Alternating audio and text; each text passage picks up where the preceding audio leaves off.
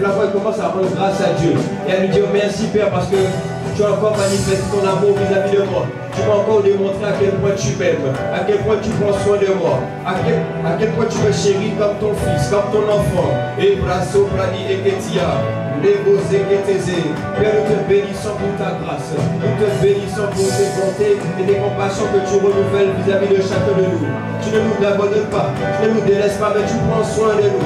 Tu veux nous emmener là où toi tu as prévu que nous allions. Alors reçois honneur, gloire et louange ce matin. Toi seul sois élevé et sois glorifié. Toi seul sois reconnu comme Seigneur et comme Sauveur de nos vies.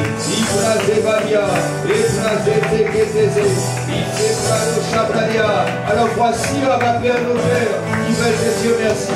Voici on va faire nos cœurs qui veulent te rendre honneur, gloire et louange. Voici nos cœurs qui veulent te faire t'élever, qui veulent te glorifier. Voici nos cœurs qui veulent te rendre des sacrifices d'acclamation et d'action de grâce. Alors continue à acclamer Jésus.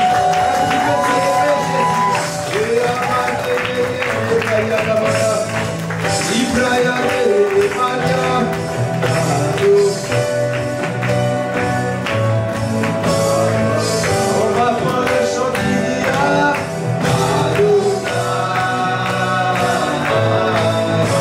Élève la voix et dis Adonai, Adonai. Ça veut dire Seigneur, ça veut dire Dieu, tu es Seigneur. Adonai.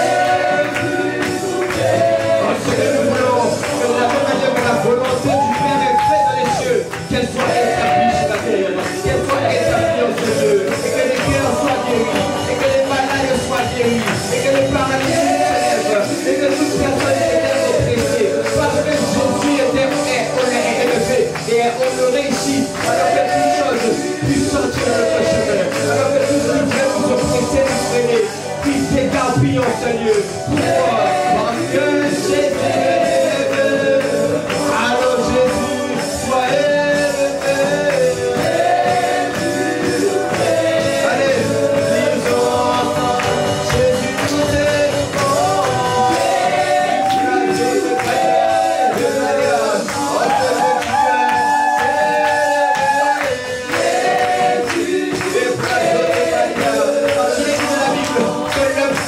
je suis formé, tu vivras de moi. Le fait que je suis formé va commencer à m'acclamer, va commencer à me célébrer, va faire en sorte que je bénisse et qu'en ce lieu, il y a un seul nom qui soit reconnu comme le nom du Seigneur. Un seul nom qui est reconnu comme le nom qui sauve, comme le nom qui délivre, comme le nom qui guérit, comme le nom qui libère. C'est le nom du Christ. Alors, Jésus, sois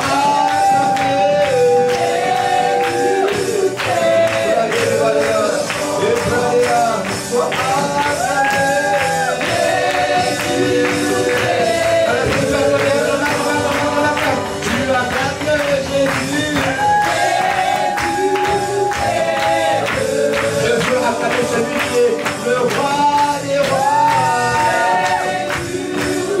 En fait, j'acclame parce que seul homme m'a aimé et c'est Jésus.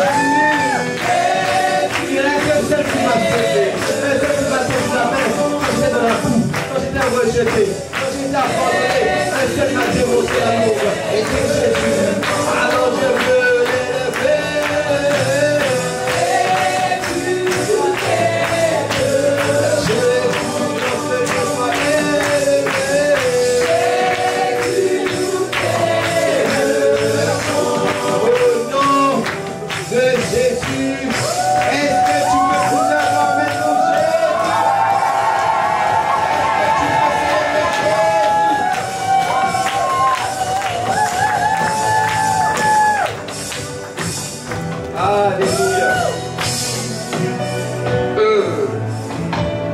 Amen.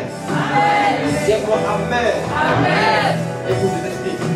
Amen, ça veut dire ainsi soit-il.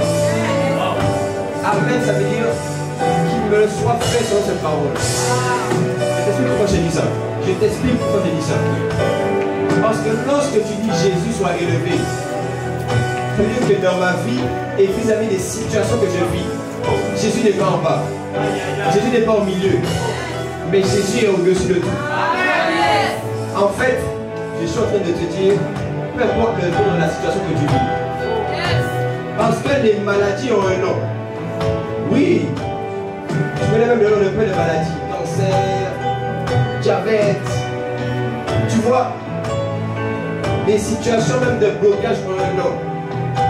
Mais ma Bible dit qu'il a reçu le nom au-dessus de tous les noms. Attends.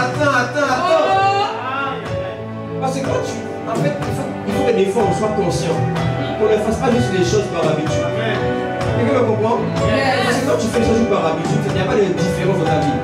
Mais c'est quand tu t'arrêtes. C'est que tu es en train de dire, je vois que dans ma vie, il y a une situation qu'on appelle blocage financier.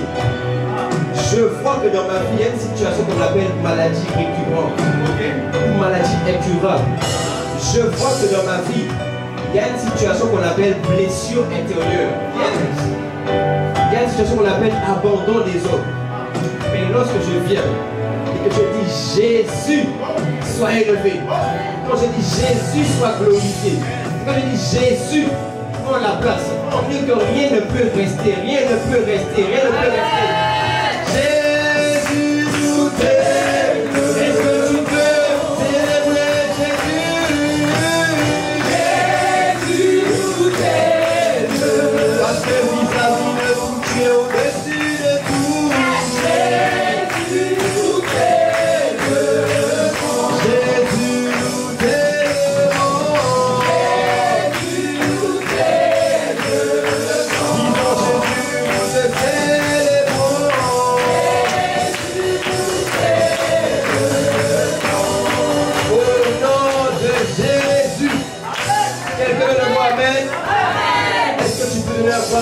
le nom de Jésus. Amen pour le nom qui libère. Amen pour le nom qui guérit. Amen pour le nom qui est établi sa gloire dans ta vie. Au nom de Jésus. Alléluia. Merci Seigneur. Seigneur, merci pour ta présence, pour ta grâce. Merci encore parce que tu es là. Parce que assurément tu ne nous as pas assemblés ici en ce lieu juste pour que ce jour soit un jour de plus. Et tu nous as assemblés ici afin de pouvoir nous parler. Que tu puisses continuer de construire et de bâtir ton église. Et de faire en sorte que la même lumière, la même gloire qui émane de toi puisse émaner de nous au nom de Jésus. Le but pour lequel tu nous assembles ici, c'est premièrement afin de te rendre un culte, de te célébrer, de t'adorer, de te lever, mais aussi parce que tu veux dans ce second temps nous parler, afin que nous soyons construits, bâtis, et que notre vie puisse rendre gloire à ton nom. Alors merci Père, inspire encore les paroles de nos bouches et les pensées de nos cœurs, au nom de Jésus. Amen. Alléluia. Amen, amen, amen, amen, amen, amen. Quelqu'un est content d'être là? Est-ce que tu es dans la joie ce matin? Amen. On vous a tous ce soir.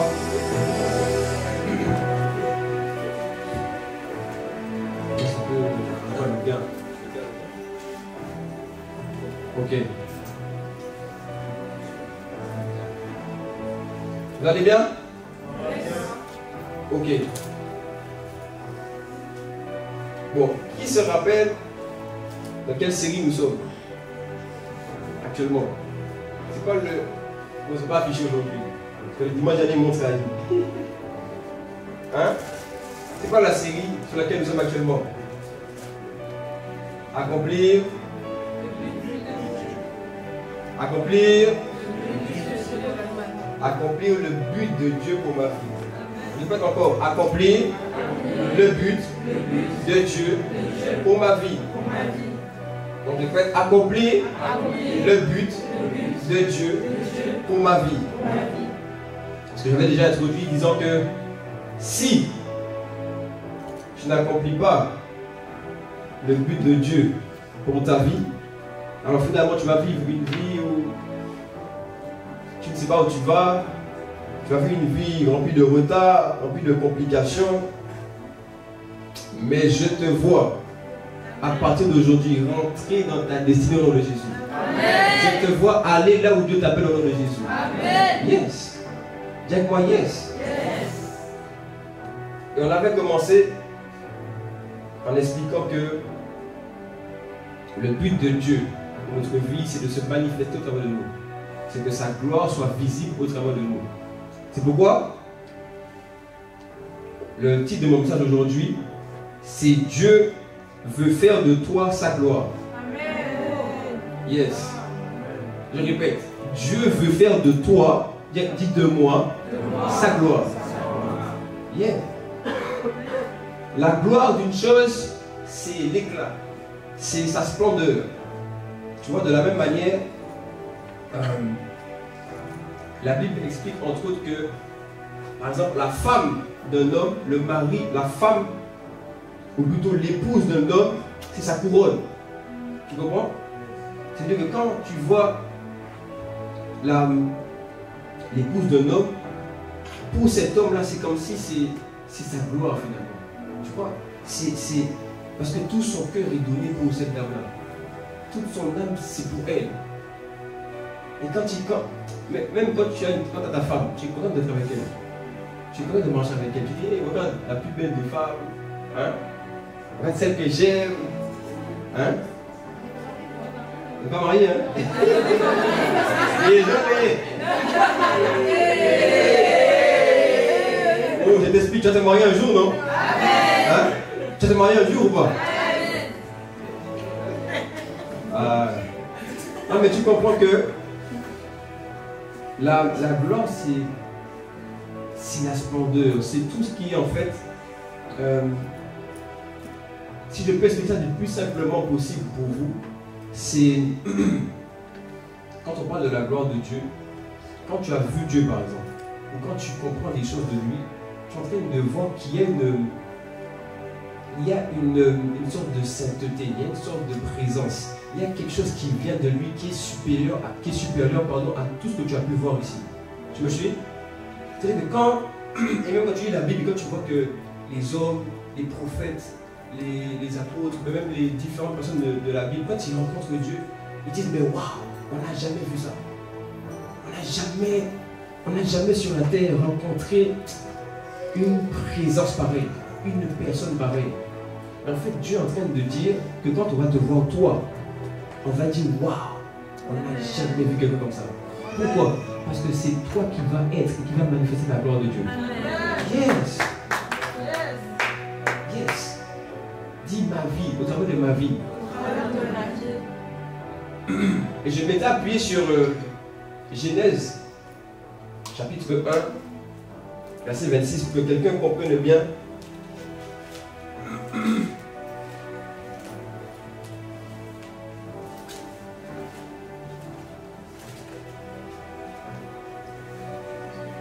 Je reprends. Donc Genèse 1, 26, il dit puis Dieu dit, faisons. Est-ce que vous avez tous? On peut lire ensemble? Genèse 1, 26.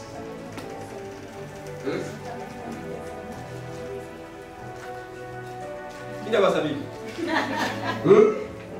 Qui vient à l'église le dimanche sans sa Bible? Hein? Qui n'a pas sa Bible? Non, après s'il y a des nouveaux, je fais le rappel. Hein? On vient à l'église avec ça. On vient à l'église avec ça. Hein? Oui, la Bible papier. Non, la Bible papier. Laisse la Bible téléphone chez toi, ramène ta Bible papier. Hein? Et si tu n'as pas d'argent pour acheter une Bible papier, viens nous voir, on va t'offrir une Bible. Ah ouais? Oui. Parce qu'après on va dire, oui, mais à l'église on m'a dit ça, mais on ne m'aide pas. On va t'aider. Comme ça, il n'y aura pas de raisonnement pour te dire, ouais, non, viens me voir, je t'achète une Bible. Hein? Amen ou pas? Viens me voir, je t'achète une Bible. Je vais payer pour toi, il n'y a pas de problème. Hein? Donc, dimanche prochain, on vient avec ça. Yes. Regardez, Genèse chapitre 1, verset 26. Puis Dieu dit, faisons l'homme à notre image, selon notre ressemblance, et qu'il domine sur les poissons de la mer, sur les oiseaux du ciel, sur le bétail, sur toute la terre et sur tous les reptiles qui rampent sur la terre. Ok? On va relire encore, comme c'est affiché, non? Donc, 1, 3, 2, 1. Puis Dieu dit, faisons l'homme à notre image, selon notre ressemblance, et qu'il tu vois, dès ici, Dieu est en train de montrer qu'il veut que l'homme soit à sa gloire, manifeste sa gloire. Pourquoi? Parce que la domination, ça vient de Dieu. Parce que c'est Dieu qui domine. Donc dès le début ici, il dit deux choses. Il dit que quand je fais l'homme, quand j'ai créé l'homme, mon but, mon souhait, c'est qu'il soit quoi? À mon image, selon ma ressemblance, et qu'il domine sur la terre. Amen. Et donc du coup, tu dois comprendre de ça deux choses. Dis-moi deux choses. C'est que on manifeste Dieu, on rend Dieu visible, on manifeste la gloire de Dieu par deux choses qui sont expliquées ici. La première, c'est quand il parle de faisons l'homme à notre image et selon notre ressemblance, c'est-à-dire on rend Dieu visible vis-à-vis de ce qu'on manifeste en tant que personne. Ça veut dire que tu rends Dieu visible par rapport à ton caractère, par rapport à ton cœur, par rapport à l'état du cœur que tu manifestes, par rapport au caractère que tu manifestes. C'est pourquoi il a dit faisons l'homme à notre image et selon notre ressemblance. Parce que de la même manière que Dieu est esprit, je vais expliquer qu'il t'a fait esprit. Mais maintenant il veut que ce qu'il a mis en toi dans l'esprit, que tu puisses le manifester. La Bible dit que Dieu est amour. Donc si Dieu qui est esprit, il est amour, toi aussi tu es amour. Oh, tu ne vois pas? Dis toi aussi tu es amour. Yes. Tu vois, il a dit faisons l'homme à notre image, selon notre ressemblance. Et deuxièmement, il a dit et qu'il domine. Et quand tu parles de domination, c'est au niveau des œuvres. C'est au niveau de ce que tu fais. au niveau de ce qui sort de toi, en termes de projet, en termes d'actes. La même chose que Dieu a fait et qui caractérise Dieu, c'est la même chose qu'il veut faire avec toi. Donc si tu as vu un trait de caractère chez Dieu qui t'a plu, sache que Dieu a mis ça aussi en toi. Je veux que je parle à quelqu'un. Qu'est-ce qui t'a choqué chez Dieu? Sa patience? Il y a des gens qui disent oui, moi je ne suis pas trop patient. En fait, ce n'est pas que tu n'es pas patient. C'est que tu n'as pas assez regardé à celui qui habite en toi. Même 1 Corinthiens 13 dit quoi? L'amour est patient. C'est le premier point. Mais, bon, qui reconnaît que Dieu est patient? Non, vous êtes sûr ou pas? Vous connaissez que Dieu est patient? Mais ma Bible explique que ce même Dieu-là qui est patient, il n'a pas voulu habiter dans les temples faits de main d'homme. Il a voulu habiter dans l'homme. Mais maintenant j'ai une question. Est-ce que quand Dieu est venu habiter en toi, il a dit je laisse une partie dehors et puis je mets une partie? Il a dit tout ce que je suis, je viens ici. Amen. Inside. Il a dit un inside. À l'intérieur. Non, c'est ça. Il a dit tout ce qui me caractérise, je viens. Regarde, Jésus est venu sur la terre. Jésus a dit, il a rendu témoignage, il a dit, quand tu me vois, tu vois le Père. Il a dit, celui qui me voit, il voit le Père. C'est-à-dire que de la même manière que quand on a vu Jésus, et en regardant Jésus, on a vu Dieu le Père, de la même manière en te regardant toi, on voit aussi Dieu le Père. Yes. Il n'a pas dit, je donne une partie. Il n'a pas dit, je mets un bout. Ézéchiel 36. Je prendrai mon esprit, je le mettrai en vous. Donc si tu es né de nouveau, l'Esprit de Dieu habite en toi. Il n'a pas dit une partie. Tout ce qu'il est, c'est à moi. Donc tu vois, des fois c'est juste que tu te focalises juste sur les mauvaises choses. Au lieu de prendre le temps de t'arrêter de contempler le Dieu qui habite en toi, peut-être que tu vas trop autour. Après tu vas dire oui mais j'arrive pas. Non. Qu'est-ce qu'il y a en toi? Dis-moi, qu'est-ce qu'il y a en moi? Qu'est-ce qu'il y a en moi? C'est pour ça qu'il a dit que son but, c'est premièrement, quand j'ai créé l'homme, c'est à mon image, selon ma ressemblance. Et puis deuxièmement, c'est qu'il domine. Ça veut dire que ce que moi j'ai manifesté, que j'ai fait dans les cieux, depuis les cieux, que vous le fassiez sur la terre. C'est pourquoi dans le psaume il est dit que les cieux sont les cieux de l'Éternel. Mais il a donné la terre aux hommes. Pourquoi? Parce que tu n'aurais pas pu manifester la domination de Dieu si tu étais dans les cieux.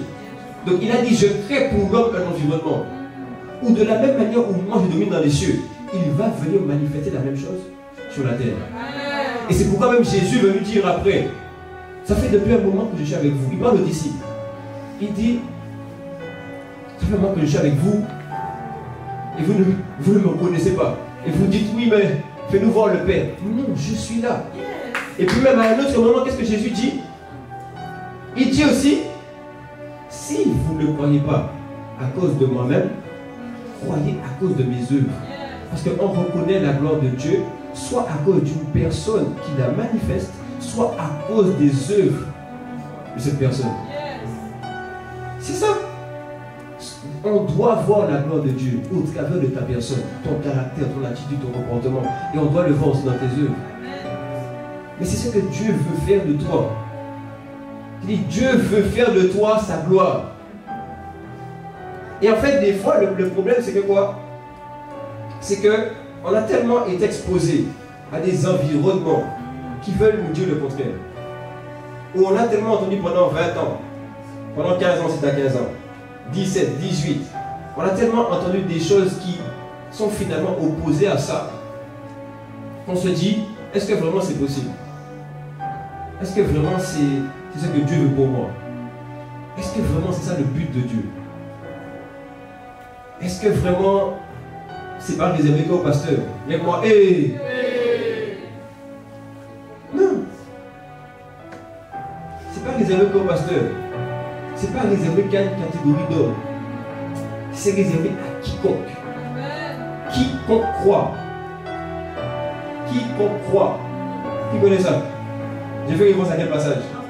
Afin que quiconque croit ne périsse point, mais qu'il ait la vie éternelle. On va prendre Jean 3, on va lire. Je vais vous montrer quelque chose.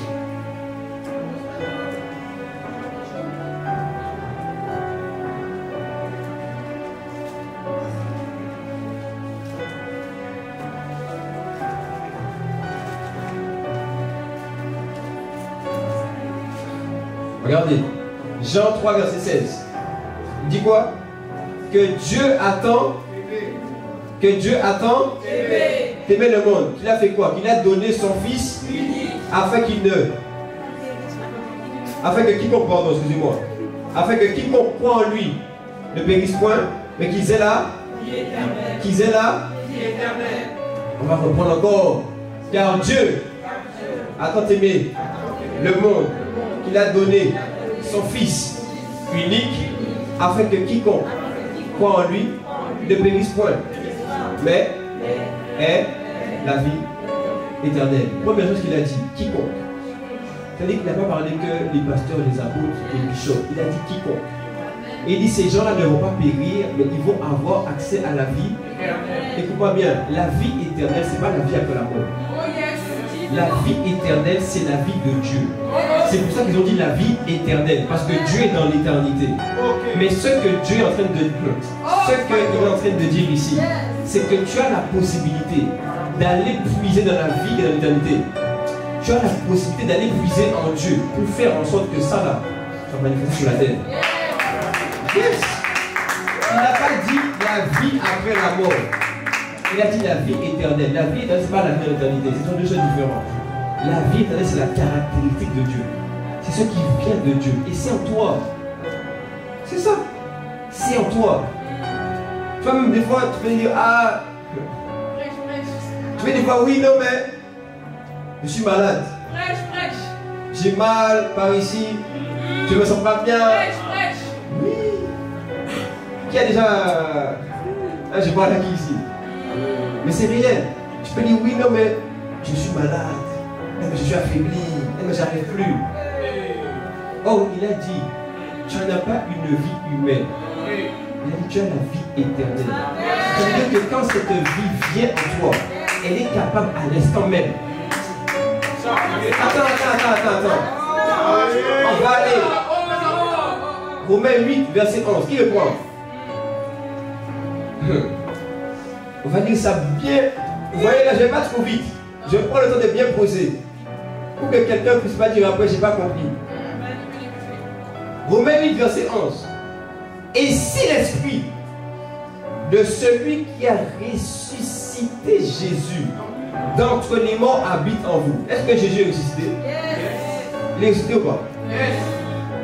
Celui qui a ressuscité Jésus, c'est le Saint-Esprit. Oui? Mais c'est le même qui habite en toi. On peut continuer? Il dit, celui qui a ressuscité Christ d'entre les morts rendra aussi. Dis avec moi, rendra aussi. Dis avec moi, donnera aussi. Dis avec moi, communiquera aussi. La vie à vos corps mortels. Il a parlé du corps de quelqu'un d'autre? Est-ce qu'il a dit que c'est resté qu'à Jésus? Il a dit si il a été fait pour Jésus. Ainsi voici. Est-ce que tu es encore aujourd'hui? De la même manière que Jésus a connu la résurrection. Ton corps aujourd'hui, sans être mort, peut connaître la résurrection. Yes. C'est ça la vie éternelle. C'est ça la vie de Dieu. C'est-à-dire que en fait, je suis en train d'essayer de t'expliquer à quel point tu as reçu une vie incroyable. À quel point tu as reçu la gloire de Dieu en toi. Je ne suis pas en train de mon message. Mais c'est pour que déjà d'abord tu vois que on n'est pas juste de simples hommes. Arrête-toi avec ce langage. Oui, je suis un pécheur. Je ne suis pas un pécheur. J'étais pécheur. Mais depuis, je suis devenu un fils de Dieu. Un descendant de Dieu. Yeah. Et de la même manière que quand Jésus est allé à la croix, il a pris le corps du péché. Ainsi, le jour où je suis né de nouveau, la nature pécheresse en moi et le pouvoir du péché est resté à la croix. Et maintenant, je vis. Mais si je vis, ce n'est plus moi qui vis, c'est Jésus le Christ qui vit auprès de moi. C'est ça, les amis, c'est ça l'évangile. C'est ça l'évangile. l'évangile. L'évangile, c'est que la vie de Dieu n'est pas restée au ciel. C'est que ici, là, sur la terre, tu peux trouver une portion du ciel. C'est ça. Dans Ésaïe 6. Est-ce qu'on peut avancer ou... Est-ce qu'il y a quelqu'un qui va aller plus loin? Est-ce qu'il y a quelqu'un qui va aller plus loin avec Dieu? Ésaïe chapitre 6. Vas-y. Attends. Ah, Shamran des Souvalish. Ésaïe chapitre 6. Adonai, Adonai. Adonai. Regarde. Ésaïe chapitre 6 verset 1. L'année de la mort du roi Osias, je vis le Seigneur assis sur son trône élevé, et les plantes et les pans de sa robe remplissaient le temple. Wow.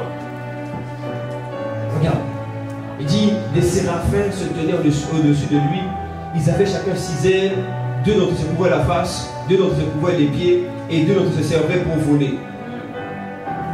Et puis il dit quoi? Il dit, ils criaient l'un à l'autre et disaient, c'est saint est l'Éternel des armées. Toute la terre est remplie, est pleine de sa gloire. Tu vois, Ésaïe est dans une vision où il se retrouve devant le trône de grâce, devant le trône de gloire. Et puis il dit, mais en fait, je suis dans un endroit qui est un endroit que je n'avais pas vu sur la terre. Je me retrouve en vision devant un trône. Je vois que la robe, tu vois la robe de Dieu, le pan de la robe de Dieu remplit le temple. C'est tellement merveilleux, c'est tellement glorieux.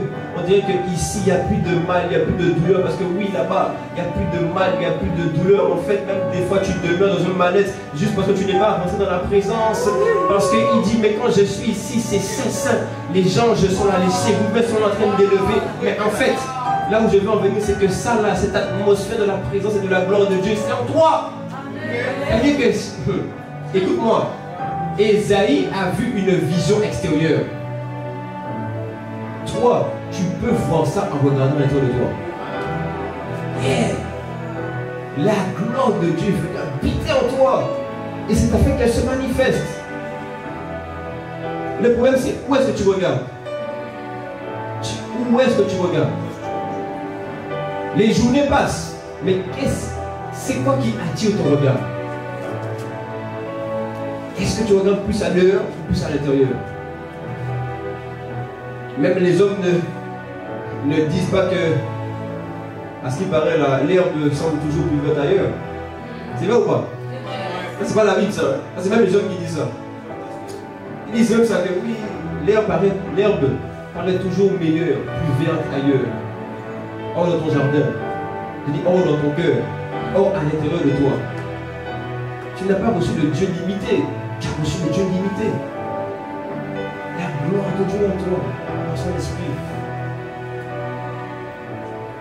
Et c'est là où on doit aller. C'est ça, en fait, accomplir le but de Dieu pour ta vie. C'est faire en sorte que cette gloire-là qui est en toi, par l'Esprit de Dieu, puisse commencer à te communiquer. C'est qu'elle-même puisse s'exprimer. Tu me suis? Et cette gloire-là, j'ai expliqué, doit être visible, doit être communiquée, manifestée, soit au travers de ta personne, de ton caractère, de ton cœur, soit au travers de tes œuvres. Mais aujourd'hui, je vais m'arrêter sur la première partie, ta personne. Je vais m'arrêter sur la première partie, ta personne. Il a dit dans Genèse 1:26, d'abord l'homme là, il est à mon image, à ma ressemblance.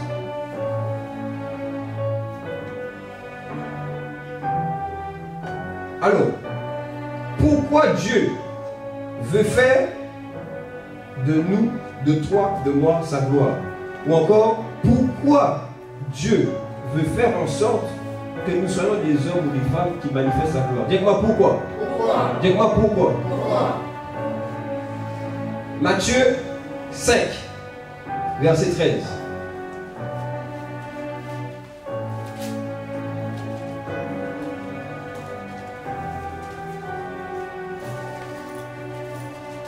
Bon, entre parenthèses, hein. Normalement, dans ta vie de tous les jours, tu dois plus lire la Bible que nous, on lit la Bible ici.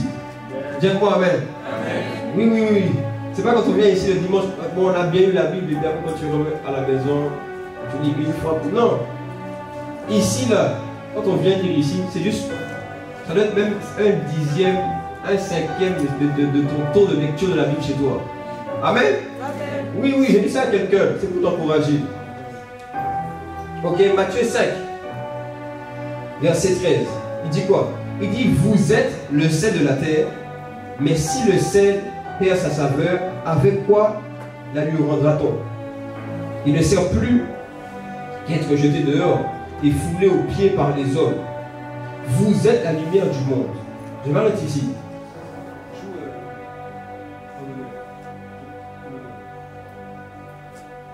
Je m'arrête ici. Vous voyez, regardez ce qu'il dit. Vous êtes le sel de la terre, mais si le sel perd sa saveur, avec quoi la lui rendra-t-on? Il ne sert plus qu'être jeté dehors et foulé aux pieds par les hommes. Écoutez-moi bien. Je peux parler ou pas? Des fois dans ta vie, tu es frustré et tu sens que tu n'avances pas, pas parce que tu n'as pas envie d'avancer, mais parce que tu n'as juste pas compris qui tu es et tu n'as pas non plus commencé à manifester ce que tu es. Quand je préparais ce message, je voyais en fait que il y a des gens, et d'ailleurs ça parle à n'importe qui. Je vois qu'il y a des gens qui, comme quelqu'un qui est dans une situation H24 où à chaque fois ce qui se passe, c'est qu'on prend tes idées. C'est-à-dire à chaque fois dans ta vie, il y a un truc qui est pour toi. Mais c'est comme si, genre, il y a quelqu'un d'autre qui prend ta place. Ou c'est comme si, en fait, même des fois tu as des idées, tu as des choses qui te viennent, mais tu ne les dis pas. Et ce qui se passe, c'est comme si après, 2 jours après, 1 semaine après, il y a quelqu'un qui vient, et puis lui, il vient avec cette idée-là. Et du coup, ce qui devait te revenir, lui revient. En fait, le problème, parce que je dois aider quelqu'un pour corriger ça. Le problème, c'est pas le fait que d'autres personnes aient reçu ce que toi tu as reçu. Le problème, c'est que toi-même, tu n'as pas mis ton sel. Le problème, c'est que toi-même, tu n'as pas manifesté ta lumière. Parce que dans Matthieu 5, à partir du verset 16, il dit que votre lumière luise. Ça veut dire qu'il y a un moment où ta lumière doit jaillir. Ta lumière doit sortir. Sauf que si on éteint les lumières, qu'est-ce qui se passe? Il fait noir. Donc, est-ce que tu vas dire que du coup les ténèbres sont plus fortes que Dieu? Est-ce que tu vas dire que le noir est plus fort que la lumière? Non. C'est juste que tu as éteint la lumière. Tu as appuyé sur l'interrupteur pour qu'il n'y ait plus de lumière.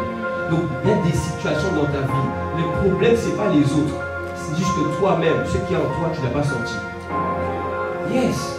Il a dit que vous... On peut relire encore ou pas? Oui. Je vais relire. Matthieu 5, verset 13. Vous êtes le sel de la terre. Mais si le sel perd sa saveur, avec quoi la lui rendra-t-on?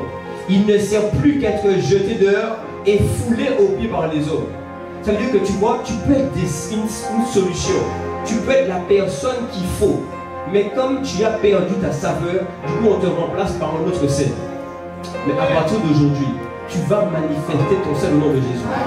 J'ai dit à partir d'aujourd'hui, tu vas juste être excité un peu. Tu vas sortir d'ici on fire. Et quand tu rentres à la maison, c'est off fire. Hein? Est-ce que vous me comprenez ou pas? Mais maintenant, mon point c'est de dire pourquoi tu dois manifester ta lumière. Tu dois manifester la gloire de Dieu. Premièrement parce que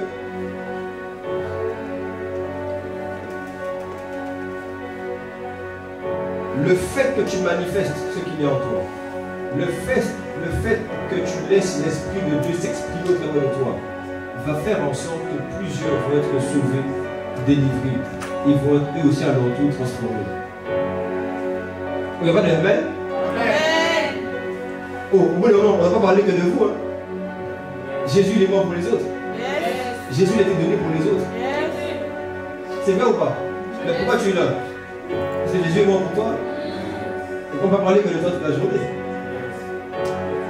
Tu vois, il a dit que si qu'on ne veut pas allumer une lampe pour la mettre sur la table. Il faut que la lampe soit mise sur la table.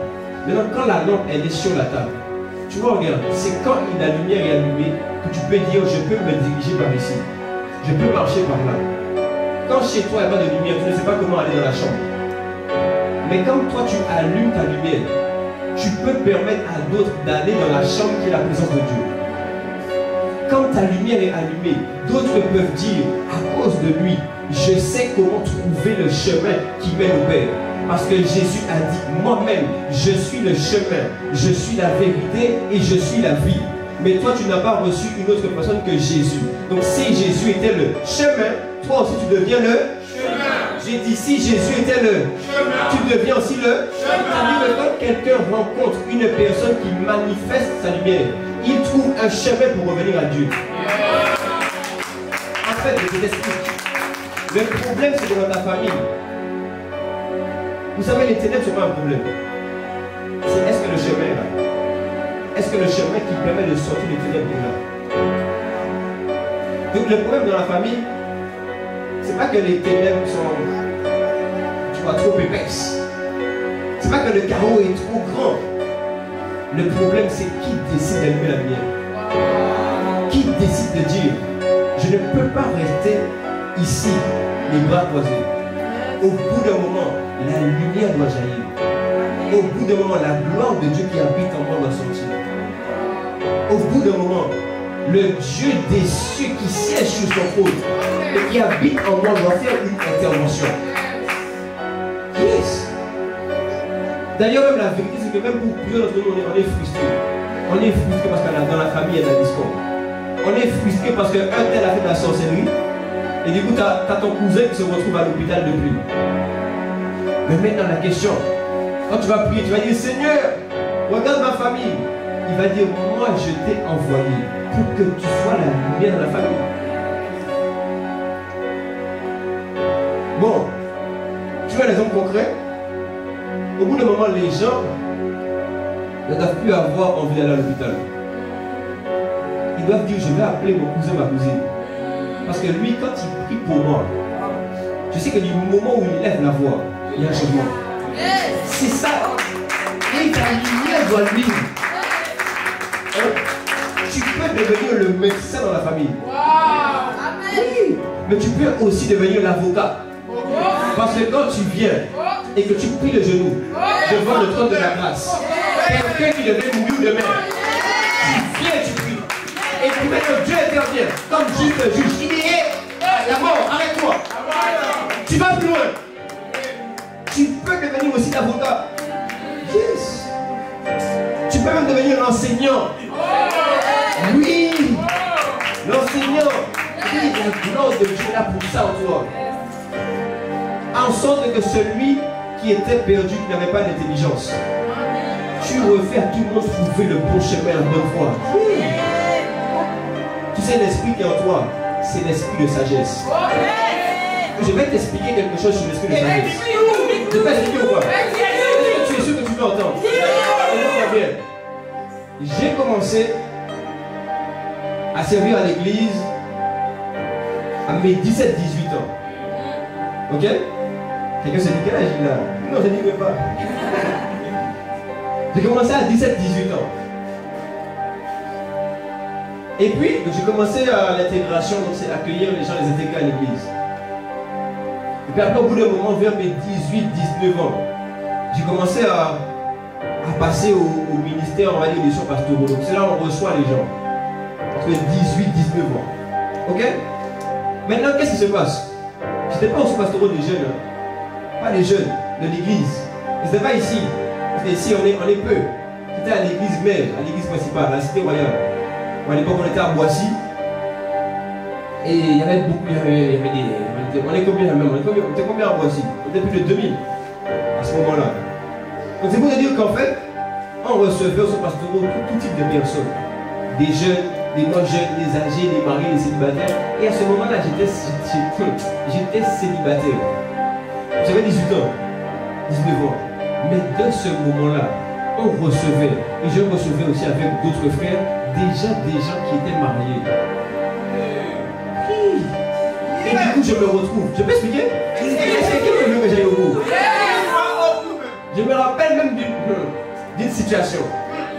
J'avais 19 ans. Et puis on est assis, on fait l'entretien.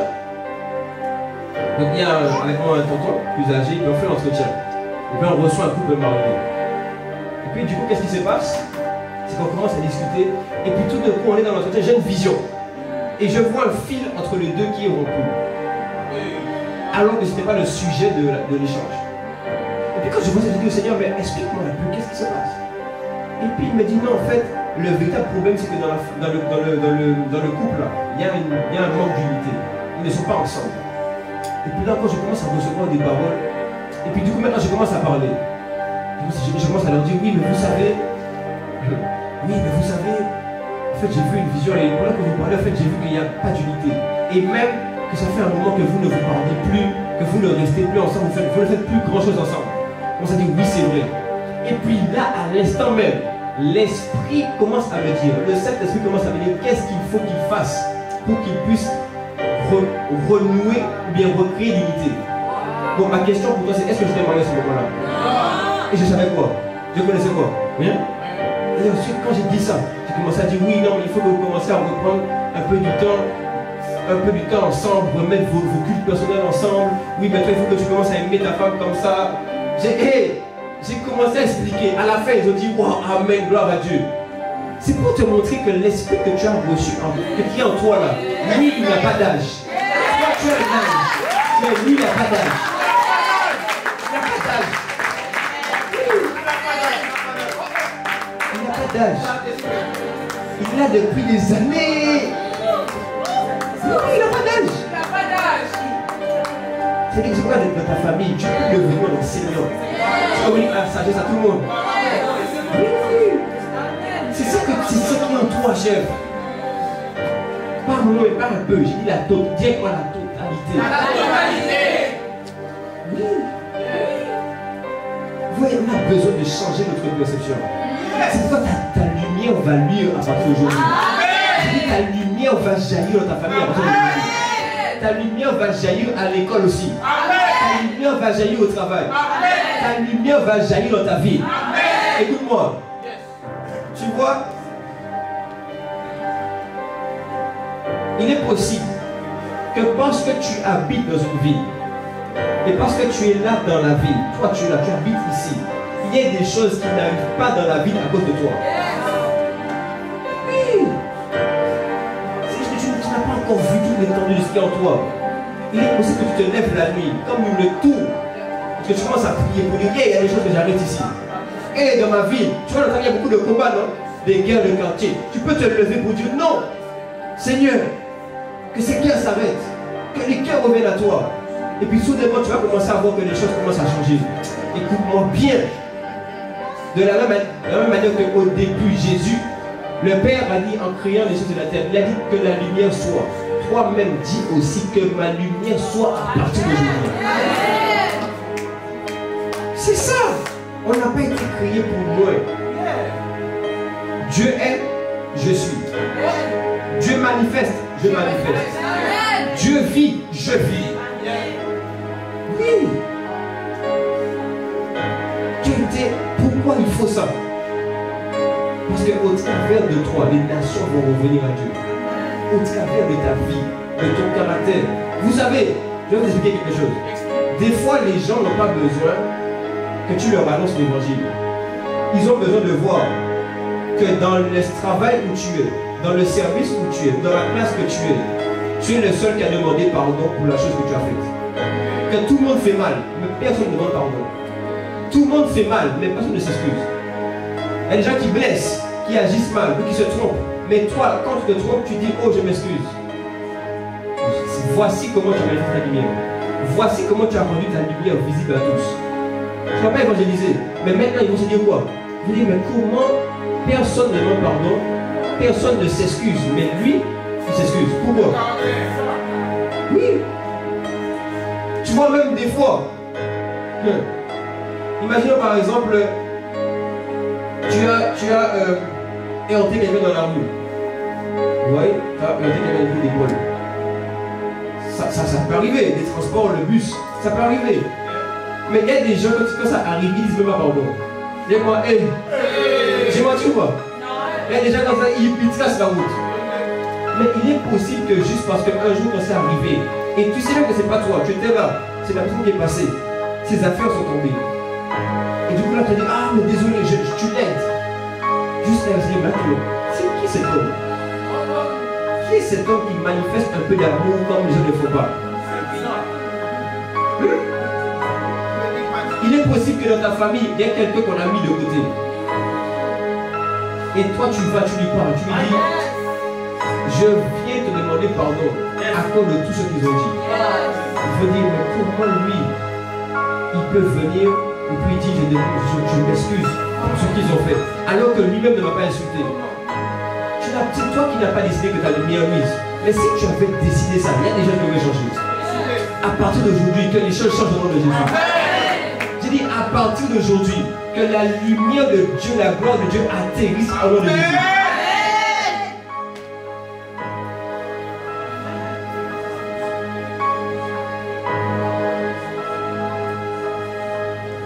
Deuxième chose. Deuxième point de pourquoi il faut que tu manifestes la gloire de Dieu.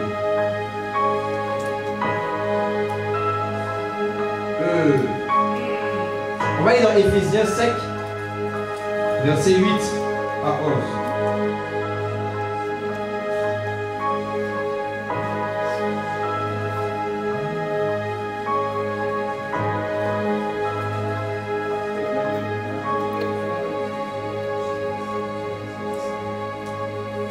Commence à disparaître. C'est quand ton cœur commence à s'éteindre pour que la lumière de Dieu paraisse. C'est quand ton cœur commence à dire, tout ce qui me concerne, je vais laisser. Ma volonté, je mets de côté. Mes désirs, je mets de côté.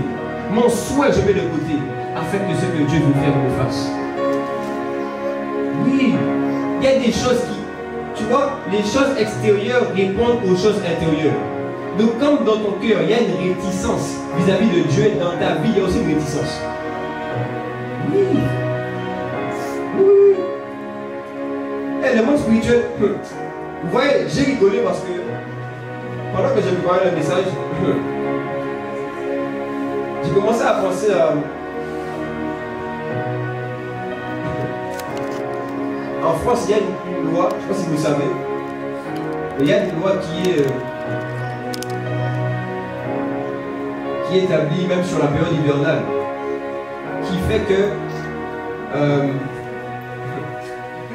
que les squatteurs, lorsqu'ils rentrent dans un appartement qui n'est pas à lui, comme c'est l'hiver, du coup il a le droit de rester. Dites-moi, qui est-ce qui connaissait cette loi-là ou pas? Vous connaissez? Ah, vous connaissez tout ça? Vous voyez? C'est-à-dire qu'en France, là, il y a une loi. Quand tu as payé ta maison, tu as payé ton appartement, et puis il y a une inconnue comme ça. Hein? Et puis lui, il vient, et puis il rentre chez toi. Et puis la loi dit, non, il doit rester là. Mais madame, je paye mon crédit chaque mois, il reste là. Ah bon? Mais je t'explique quelque chose. Le monde spirituel ne fait pas comme ça. Oui. Parce que le monde spirituel n'est pas établi selon la loi française. Mais c'est établi selon la loi de Dieu.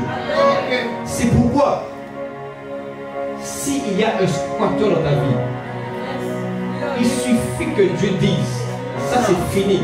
Et puis moi bien, à la seconde même, il dégrapit. À la seconde même, il sort. Ici, il n'y a pas de loi anti-squattage. Ici, c'est la loi du pouvoir et de l'autorité. Ici, c'est la loi de la gloire. Et quand la gloire atterrit, les squatteurs doivent partir. Les méchants doivent partir. Les esprits impurs doivent partir. Et moi, les esprits qui te terrassaient, qui t'empêchaient, qui t'oppressaient, à partir d'aujourd'hui, là, c'est fini. Je dis dans le nom de Jésus, je me tiens devant vous comme un serviteur de Dieu qui est venu pour vous dire ça à partir d'aujourd'hui. Seigneur, de la même manière que tu as fait en sorte que Jésus le Christ soit offert à la croix et que toutes les choses qui soient en lien avec nos vies soient transférées à la croix. Il n'y a rien qui demeure dans nos vies au nom de Jésus. Yes. Il n'y a rien qui demeure. Non, non, non, non. Il a dit c'est soit la lumière, soit les ténèbres. Mais quand ton cœur va être agréable à Dieu, les ténèbres vont passer le tableau de Jésus. Amen. Amen. Oh, qui veut ça? Maintenant, c'est pourquoi je te donne quelques conseils pour atterrir. Qui se trouve dans Galates 4, verset 1.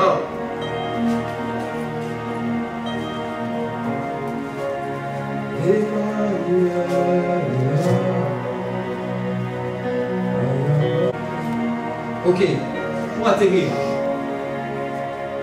Or, aussi longtemps que l'héritier est enfant, je dis qu'il ne diffère en rien d'un esclave, quoi qu'il soit le maître de tout. Donc la Bible dit que tu peux avoir tout reçu de Dieu. Donc ce n'est pas de la gloire de Dieu, c'est l'héritage de Dieu. Parenthèse, le premier héritage que tu as reçu de Dieu, c'est son esprit.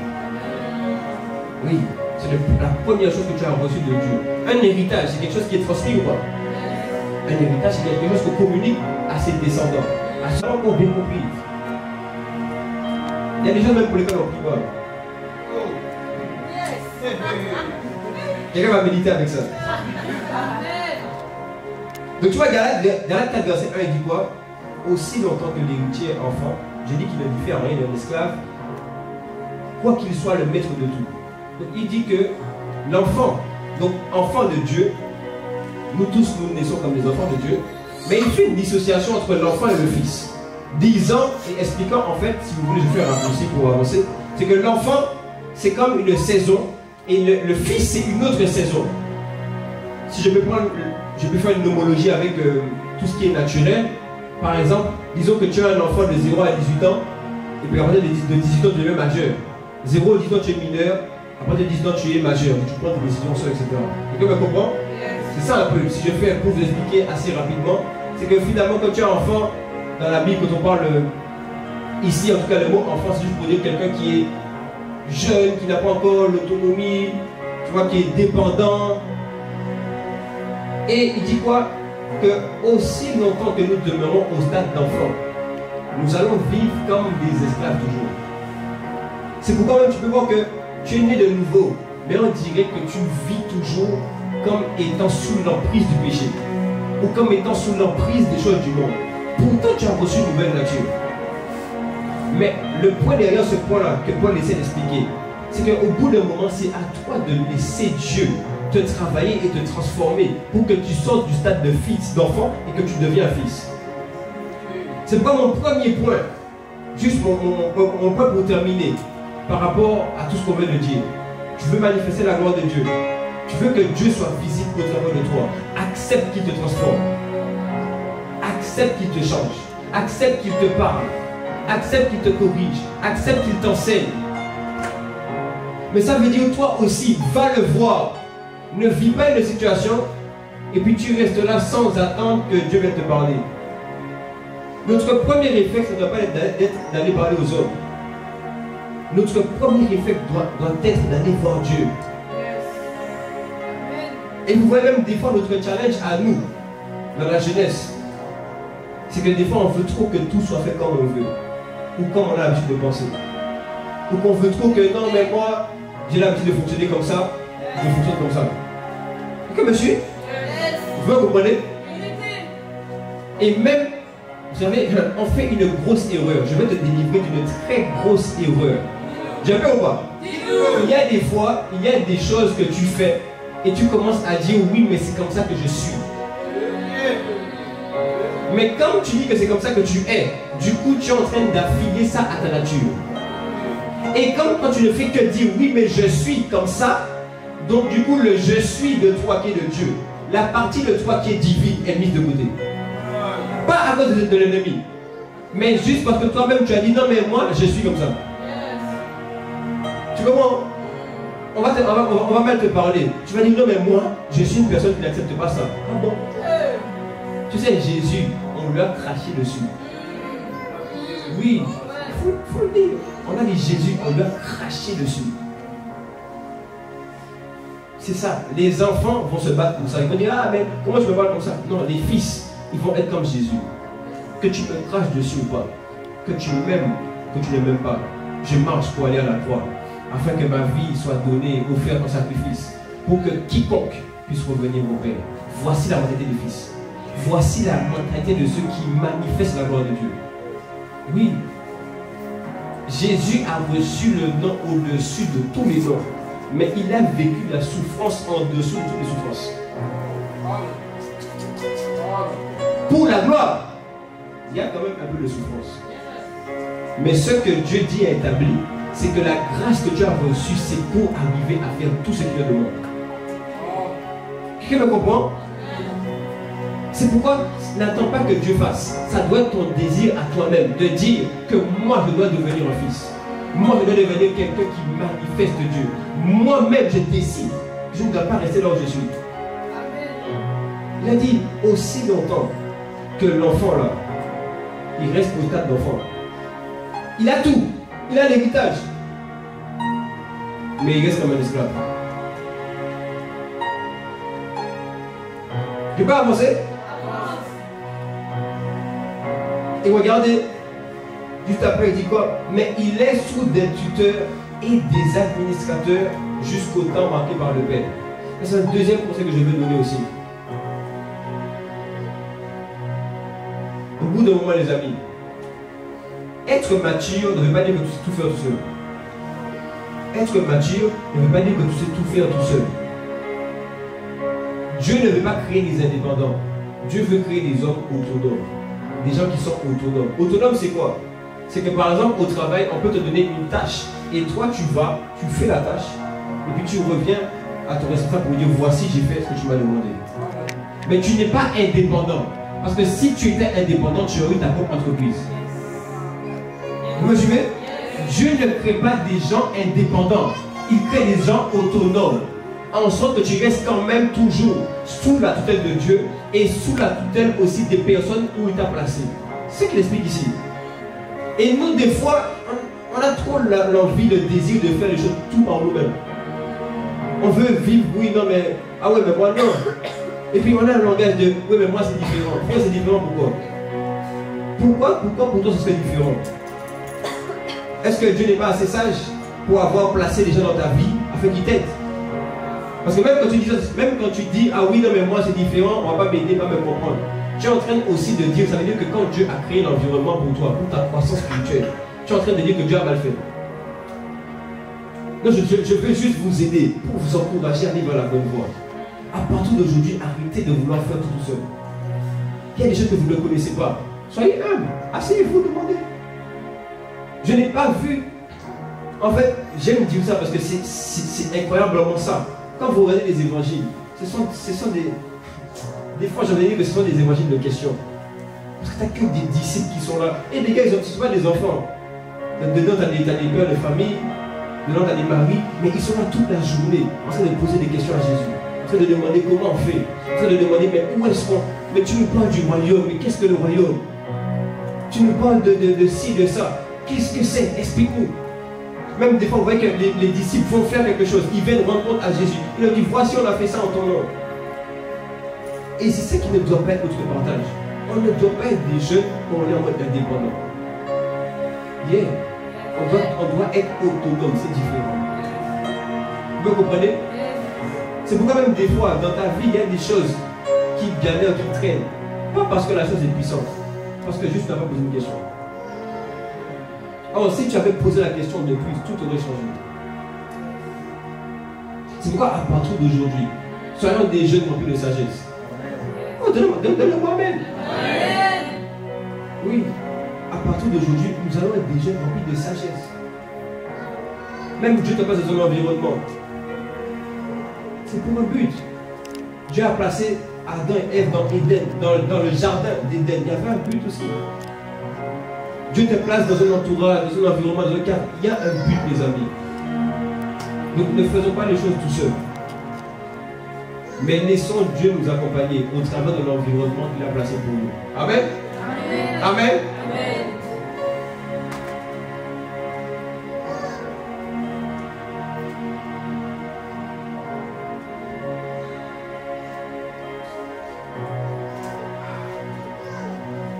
Bon, le temps est avancé. Hein. Ah, je suis là pour le dire.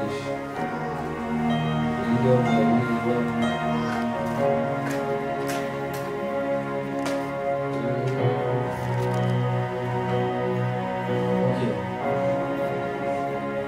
Vous voyez, le plus important pour nous, si on veut que le but soit atteint, que ce pourquoi Dieu nous a suscité, appelé, puisse être manifesté, il faut juste qu'on prenne le temps de se laisser être travaillé, accompagné, entraîné par Dieu. Celui qui a prévu, qui a commencé cette œuvre en vous, il va l'achever parfaitement. Faites à Dieu confiance. Faites à Dieu confiance. On va se lever.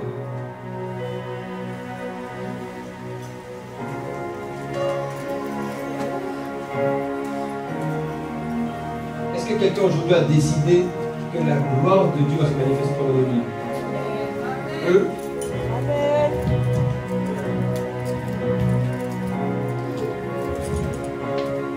Est-ce qu'il y a quelqu'un qui va aller plus loin avec Dieu? Amen. Oh. Vous êtes sûr, hein? Est-ce qu'il y a quelqu'un qui veut manifester la gloire de Dieu dans sa vie? Amen. Qui veut que son environnement voit que Dieu existe? Qui veut que son environnement voit que Dieu est vivant et qu'il n'est pas mort? Alors élève la voix. Élève la voix. Tu pries par l'esprit, tu peux prier par l'esprit. Et élève la voix, sinon par l'intelligence, pour rendre grâce à Dieu. Pour lui dire merci de ce qu'il nous a éclairé. Il nous a parlé. Afin que sa gloire puisse être manifestée. Afin de nous emmener à être davantage construits et édifiés. Afin que lui puisse être visible au travers de nous. Afin que lui se manifeste au travers de nous. Alors élève la main et rends grâce. Dis merci. Merci Père pour ta parole. Merci Père pour ce que tu nous as communiqué encore aujourd'hui.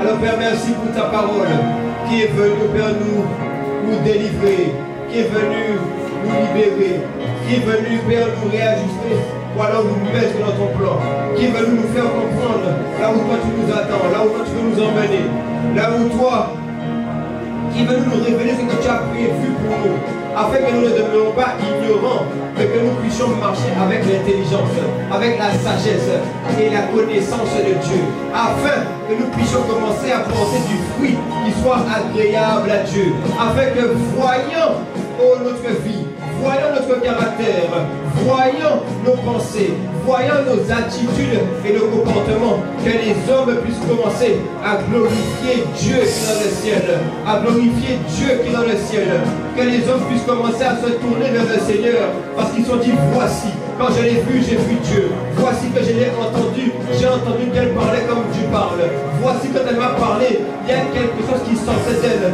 je n'avais pas l'habitude, je ne connaissais pas.